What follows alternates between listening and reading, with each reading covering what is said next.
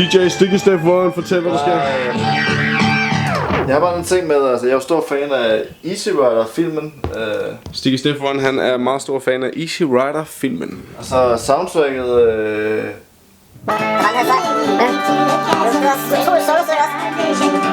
Så midt i hele kommer det her fede syrestykke.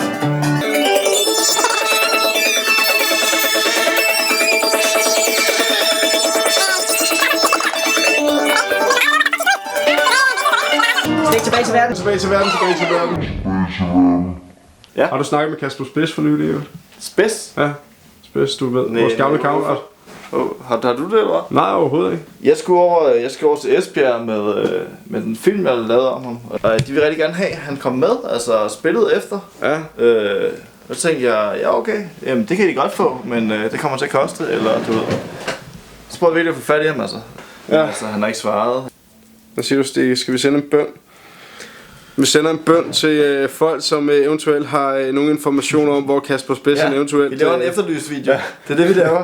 Hvor er Kasper Spids? Vi vil hvor vide det fuck er Kasper Spids? Hvor er du?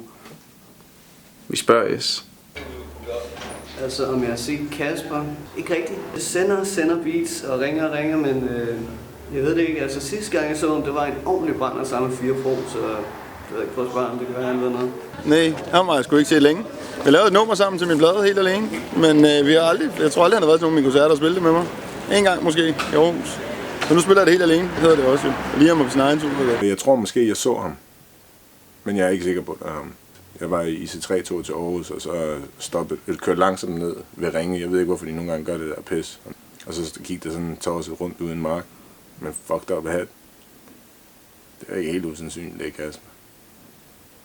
Jeg aner ikke, hvor han er. Jeg har ikke set ham i kræfterne over et halvt år, mand. Han svarer ikke på opkald. Jeg har hørt, at han er gået i hundene, eller fået hund, eller noget med noget. Hey, hvad så Nemo? Hey Jan, hvad så med? Jeg ringer bare fordi, at vi er lidt ude efter at finde Kasper Spids. Der er ikke rigtig nogen af os, der kan få fat i ham. Det er faktisk bare, at du spørger mig, ikke også? Fordi at jeg var ude og indspille her den anden dag, og så snakkede jeg med Chief One. Ja. Et eller andet om, at han havde hørt, at han var flyttet ud mod Bagsvær. Fanden flyttede til Bagsvær? Jamen, det ved jeg heller. Det skulle være Kasper, hvis det skulle være nogen. Det er selvfølgelig rent nok. Det skulle lige være Kasper. Det var et eller andet med noget kolonihavehus og sådan noget. Nej, den der kolonihaveforening i Bagsvær.